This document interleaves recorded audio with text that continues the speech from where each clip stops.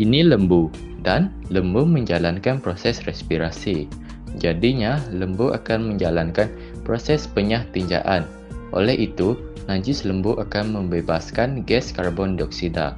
Setiap lembu membebaskan sekitar 6,137 liter gas karbon dioksida setiap hari.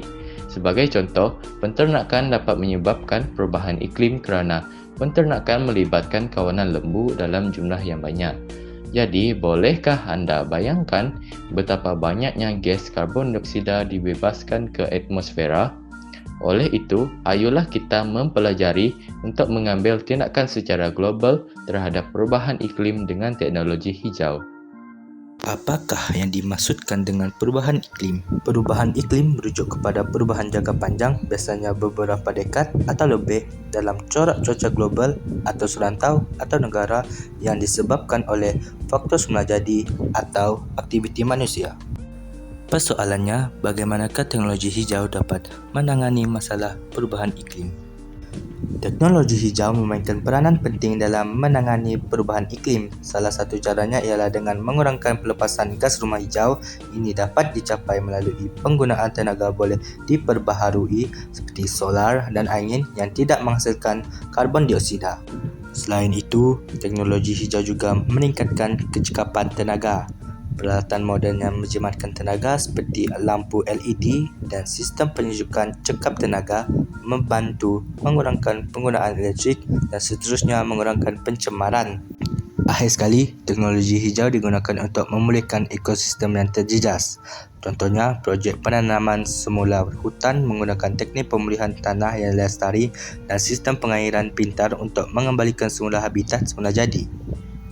Terdapat beberapa impak perubahan iklim. Pertama sekali, cuaca ekstrim semakin kerap berlaku. Kita dapat lihat bencana seperti banjir besar, kemarau berpanjangan, ribut taufan dan gelombang haba yang semakin teruk dan tidak menentu. Kejadian ini bukan sahaja merosakkan infrastruktur, malah turut mengancam keselamatan manusia. Selain itu, perubahan iklim juga menyebabkan kemusnahan biodiversity. Banyak spesies haiwan dan tumbuhan tidak dapat menyesuaikan diri dengan perubahan suhu dan persekitaran, lalu terancam atau pupus.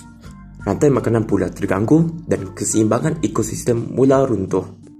Seterusnya, kita tidak dapat menafikan berlakunya kenaikan suhu global. Suhu purata bumi meningkat akibat kesan rumah hijau yang berpunca daripada pelepasan gas karbon dioksida secara berlebihan. Fenomena ini mempercepatkan pelbagai kesan buruk terhadap alam sekitar. Salah satu akibatnya ialah pencair ais di kutub utara.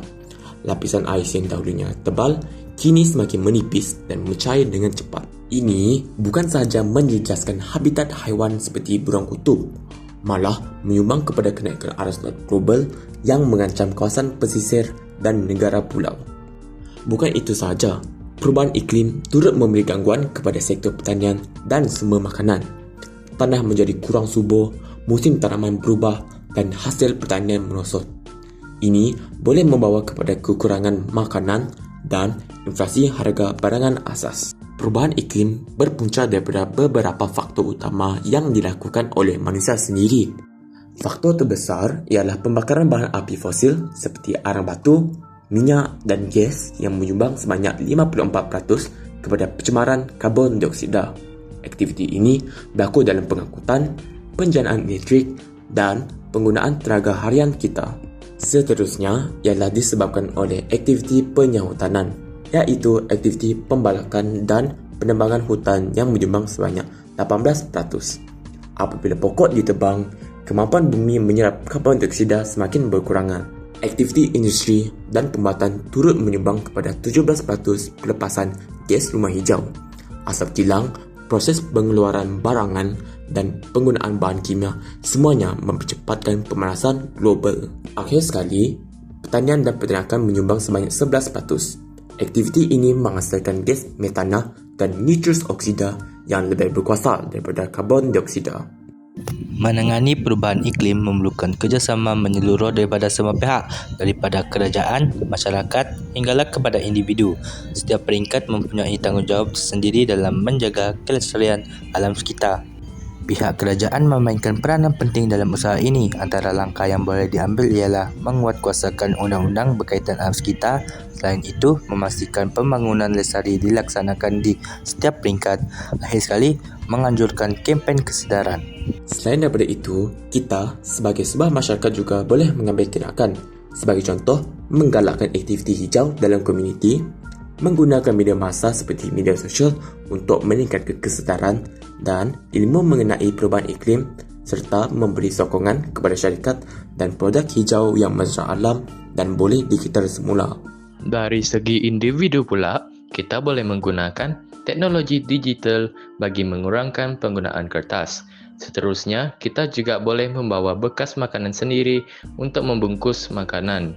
Akhir sekali, kita haruslah mengasingkan sisa mengikut kategori tong kitar semula. Kita sudah mempelajari tentang maksud teknologi hijau sehinggalah kepada cara-cara untuk menangani masalah perubahan iklim melalui penggunaannya. Jelaslah bahawa teknologi hijau bukan sekadar suatu konsep moden tetapi satu keperluan demi menjamin kelestarian bumi yang kita diami.